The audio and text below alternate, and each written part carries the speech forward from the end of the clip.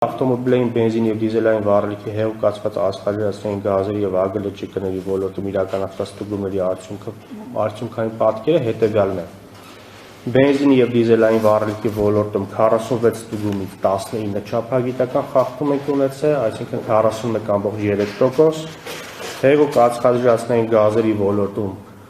67 ստուգումից 37 խախտում ենք ունեցել, 55% կազմում դա,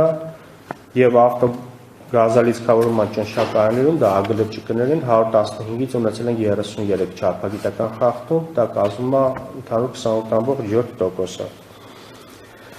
Հարգելի ներկաներ, ինչպես տեղյակ բոլոր ընկերներում, որտեղ տեսչական մարմինը հայտնաբերում է թերլիցքավորումներ, որպես հանրային իրազեկման մեխանիզմ և տնտեսվարողին պատժելու նաև մեխանիզմ կիրառվում է հետևյալ մեթոդը, մենք